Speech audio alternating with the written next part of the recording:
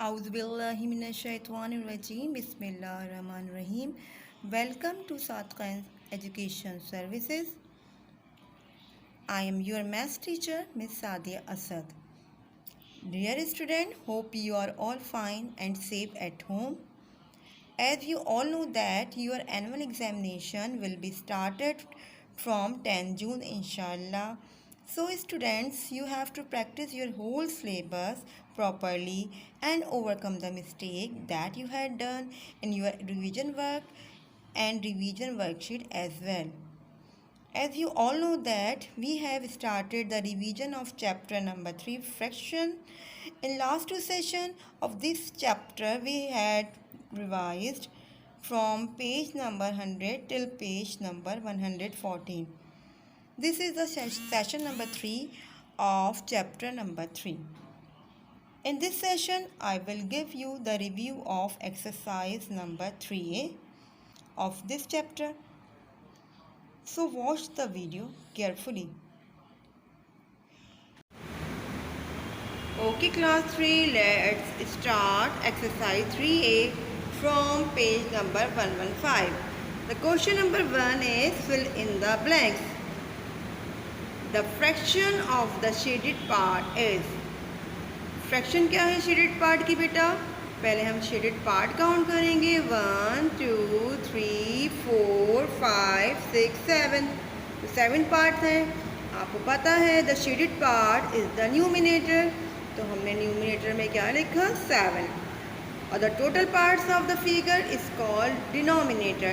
तो total parts कितने हैं इसके बेटा? 1 2 3 4 5 6 7 8 9 10 11 12 13 14 15 16 17 18 19 20.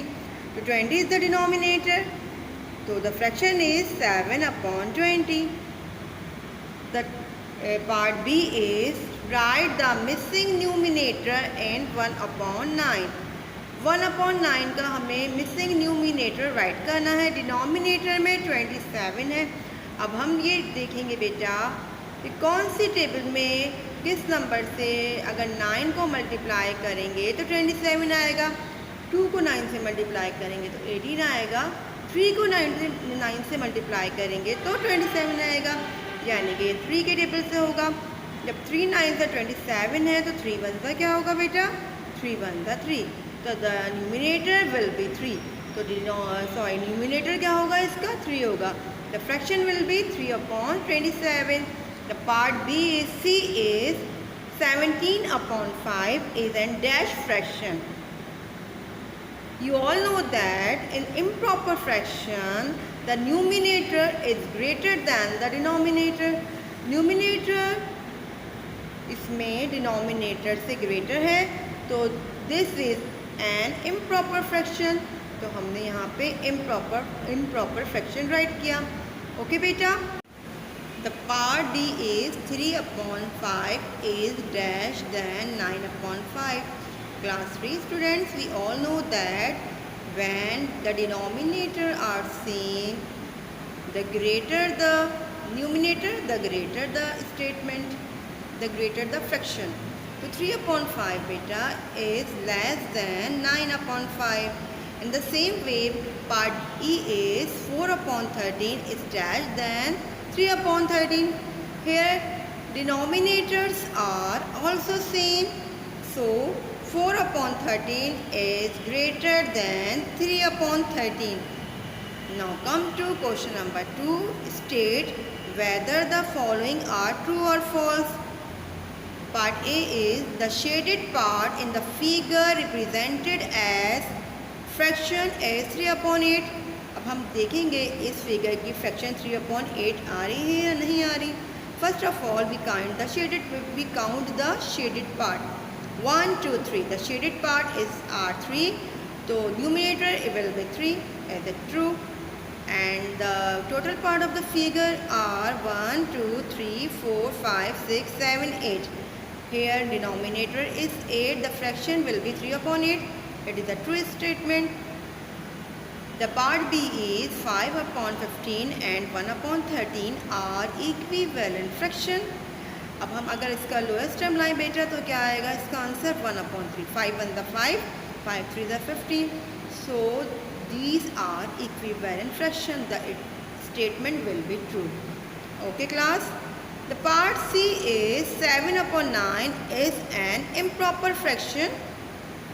We all know that in an improper fraction, denominator is less than the numerator.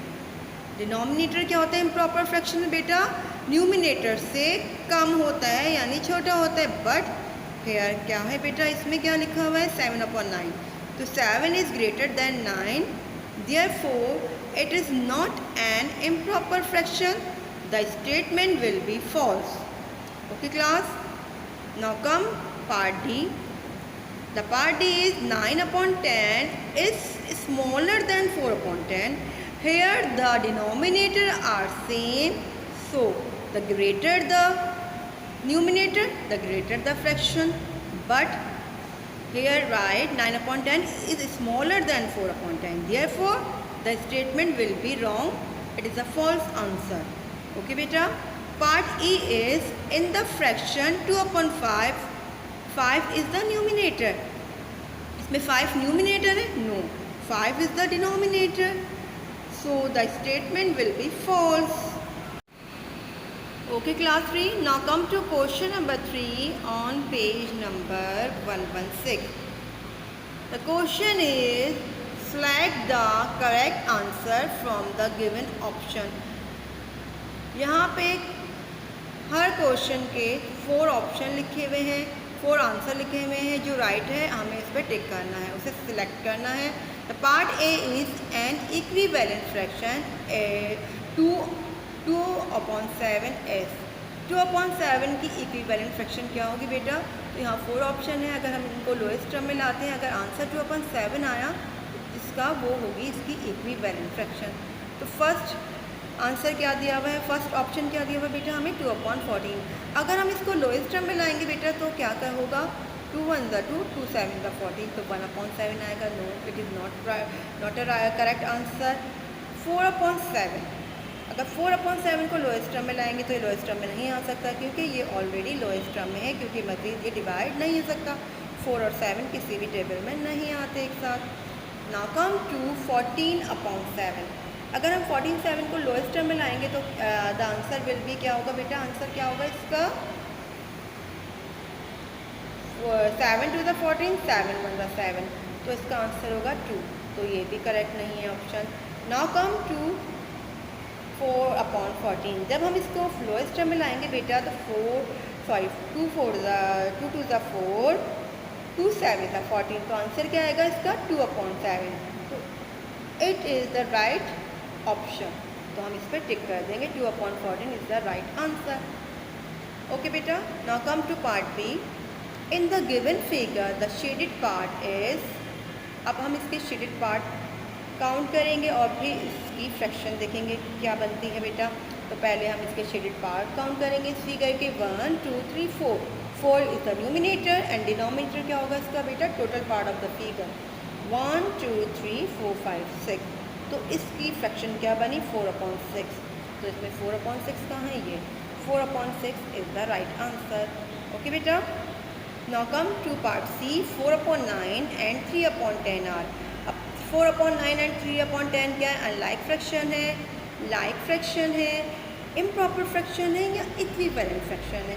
तो बेटा लाइक फ्रैक्शन में क्या होता है? डिनोमिनेटर सेम होता है, तो डिनोमिनेटर यहाँ पे डिफरेंट है, लाइक फ्रैक्शन नहीं हो सकती. इम्प्रॉपर फ्रैक्शन में क्या होता है? Numerator is greater than the denominator, but यहाँ पे न्यूमिनेटर स्मॉलर है, तो ये इम्प्रॉपर फ्रैक्शन भी नहीं हो सकती.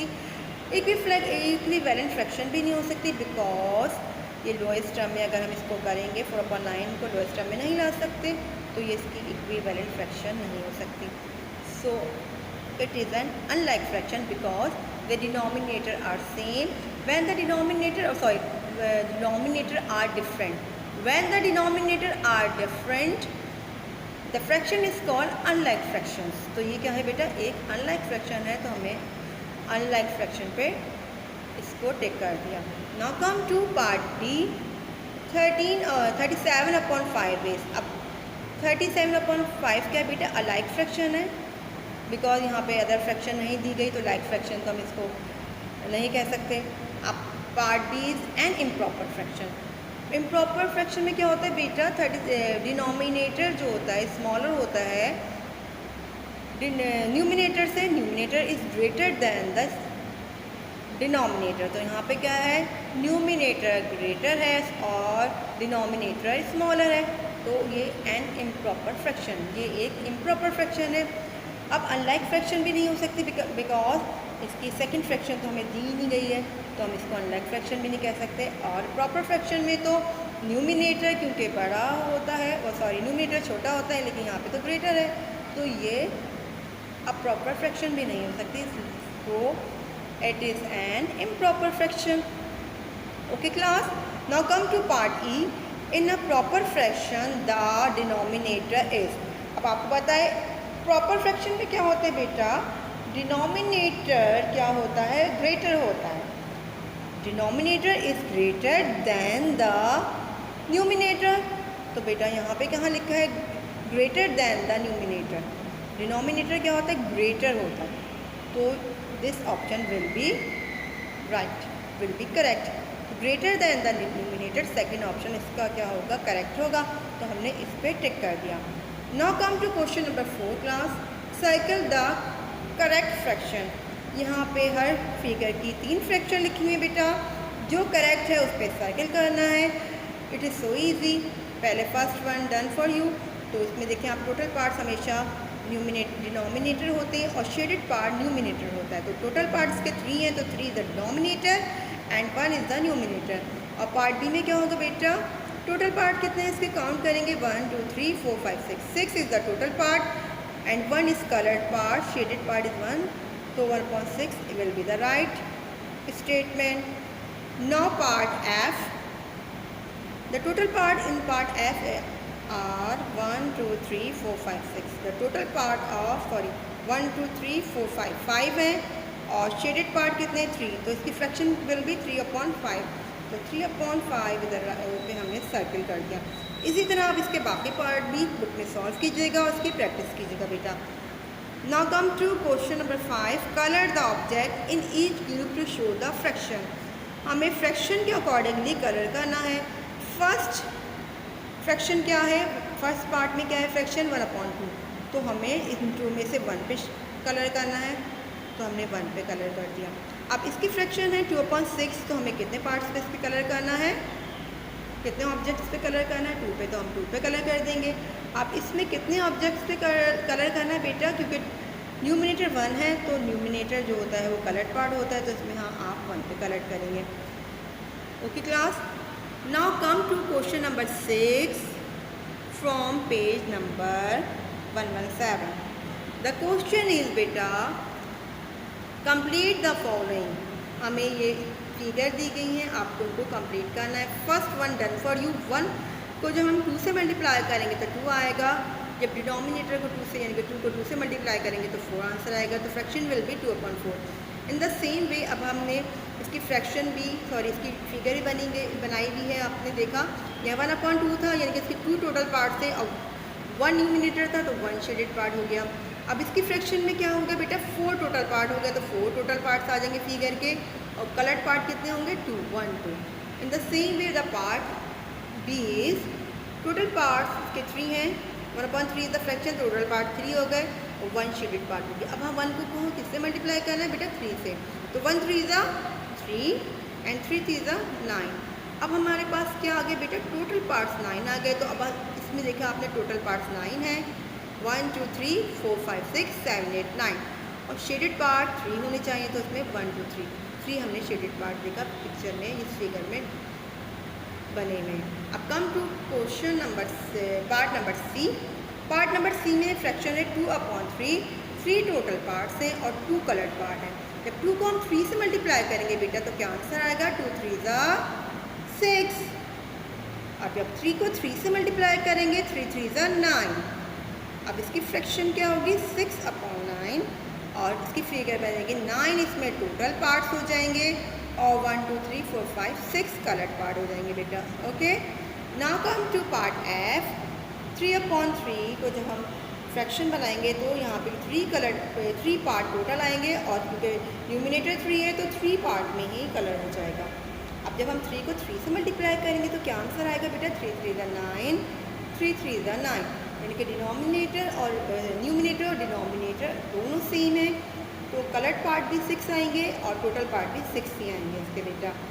ओके बेटा, इन तमाम क्वेश्चन की आप बहुत ही अच्छी तरह से प्रैक्टिस कीजिएगा जो एक्सरसाइज 3A में कराए गए हैं, क्योंकि आपका इसका रिवीजन नहीं हुआ था इस एक्सरसाइज का, और फ्रैक्शन में आप में से बहुत सारे स्टूडेंट बहुत ज़्यादा मिस्टेक करते हैं।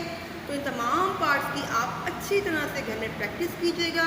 आपके एनुअल एग्ज़ाम्स की डेट अनाउंस हो चुकी है, आप उसकी अच्छी तरह से बाकी जो रिवीजन हो चुका है उन तमाम चीज़ों की भी बहुत अच्छी तरह से घर में प्रैक्टिस करें।